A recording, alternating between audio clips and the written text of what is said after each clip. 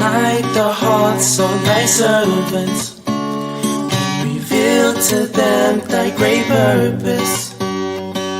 May they follow thy commandments and abide in thy law. Help them, oh God, in their endeavors, and grant them strength to serve thee, oh God.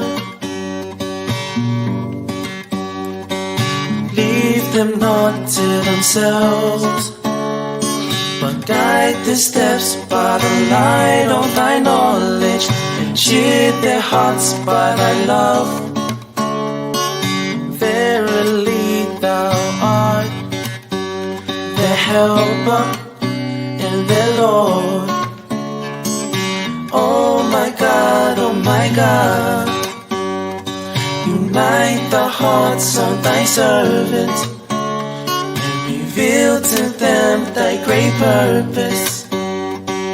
May they follow thy commandments and abide in thy law. Help them, oh God, in their endeavors, and grant them strength to serve thee, oh God. Leave them not to themselves, but guide their steps by the light of thy knowledge, and cheer their hearts by thy love. Verily thou art their helper and their Lord. Verily thou art their helper and their Lord. Baha'u'llah.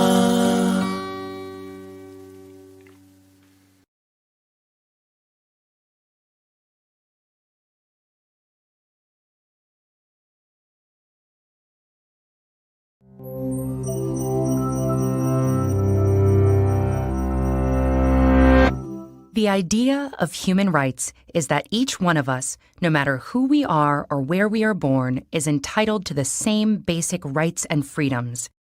Human rights are not privileges, and they cannot be granted or revoked. They are inalienable and universal. That may sound straightforward enough, but it gets incredibly complicated as soon as anyone tries to put the idea into practice. What exactly are the basic human rights? Who gets to pick them? Who enforces them, and how? The history behind the concept of human rights is a long one. Throughout the centuries and across societies, religions, and cultures, we have struggled with defining notions of rightfulness, justice, and rights. But one of the most modern affirmations of universal human rights emerged from the ruins of World War II with the creation of the United Nations. The treaty that established the UN gives as one of its purposes to reaffirm faith in fundamental human rights. And with the same spirit, in 1948, the UN General Assembly adopted the Universal Declaration of Human Rights. This document, written by an international committee chaired by Eleanor Roosevelt, lays the basis for modern international human rights law. The Declaration is based on the principle that all human beings are born free and equal in dignity and rights. It lists 30 articles recognizing, among other things, the principle of non-discrimination and the right to life and liberty. It refers to negative freedoms, like the freedom from torture or slavery, as well as positive freedoms, such as the freedom of movement and residence. It encompasses basic civil and political rights, such as freedom of expression, religion, or peaceful assembly, as well as social, economic, and cultural rights, such as the right to education and the right to freely choose one's occupation and be paid and treated fairly. The Declaration takes no sides as to which rights are more important, insisting on their universality, indivisibility, and interdependence. And in the past decades, international human rights law has grown, deepening and expanding our understanding of what human rights are and how to better protect them. So if these principles are so well developed, then why are human rights abused and ignored time and time again all over the world? The problem, in general, is that it is not at all easy to universally enforce these rights or to punish transgressors. The UDHR itself, despite being highly authoritative and respected, is a declaration, not a hard law. So when individual countries violate it, the mechanisms to address those violations are weak. For example, the main bodies within the UN in charge of protecting human rights mostly monitor and investigate violations, but they cannot force states to, say, change a policy or compensate a victim. That's why some critics say it's naive to consider human rights a given in a world where state interests wield so much power. Critics also question the universality of human rights and emphasize that their development has been heavily guided by a small number of mostly Western nations, to the detriment of inclusiveness. The result? A general bias in favor of civil political liberties over socio-political rights, and of individual over collective or groups' rights. Others defend universal human rights laws and point at the positive role they have on setting international standards and helping activists in their campaigns. They also point out that not all international human rights instruments are powerless. For example, the European Convention on Human Rights establishes a court where the 47 member countries and their citizens can bring cases. The court issues binding decisions that each member state must comply with. Human rights law is constantly evolving, as are our views and definitions of what the basic human rights should be. For example, how basic or important is the right to democracy or to development? And as our lives are increasingly digital, should there be a right to access the internet? A right to digital privacy? What do you think?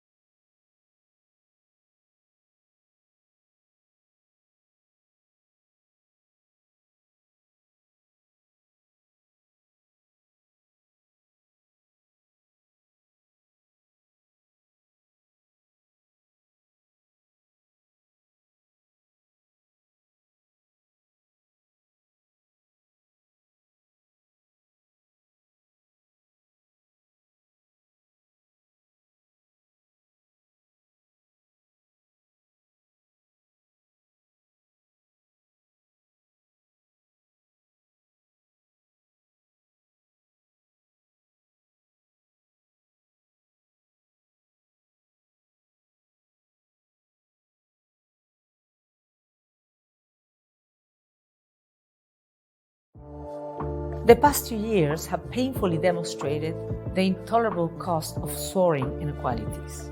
Equality is at the heart of human rights. That doesn't mean we must all look the same, think the same, or act the same. Quite the opposite. It means that we embrace our diversity and demand that all be treated without any kind of discrimination. That no matter who we are, who we love, or where we live, we have equal opportunities to live in dignity and to pursue our dreams. That from the moment we are born, anywhere on this planet, we have the same rights to life, health, and education, to speak our minds without fear, to enjoy our days in a healthy environment. All of us. Equality is about empathy and solidarity, about understanding that as a common humanity, our only way forward is to work together for the common good.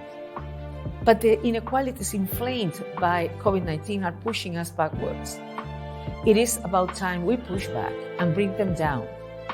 On this Human Rights Day, I invite you to join me in lending your name and your efforts to equality, so that we can recover better, fairer, and greener from this crisis, so that we can rebuild societies that are more resilient and sustainable, so that we can stand up for human rights for all.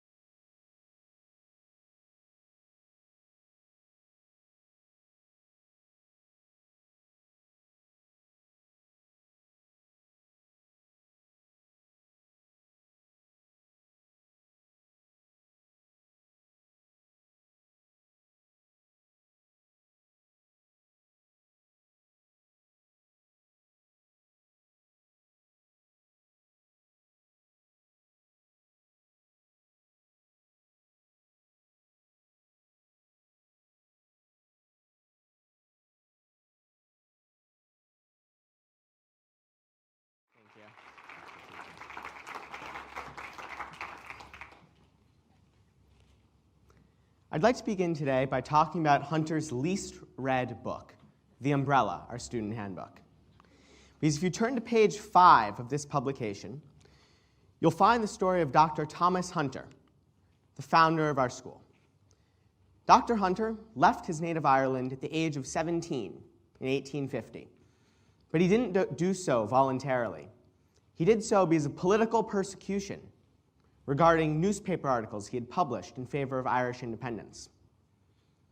And I'd like to think that this experience, this denial of his rights, stuck with Dr. Hunter, because he eventually founded a school that was radically committed to education. Education for women of all ethnicities, all races, all national backgrounds and religions. Dr. Thomas Hunter understood, as we all should, that there is an intrinsic link between education and human rights. And I'd like to present this link in 3 different ways. First, education in and of itself is a human right.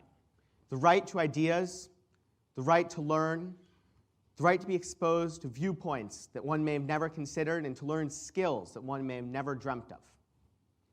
This in and of itself, access to education, is a human right, one sadly denied still to many in today's world.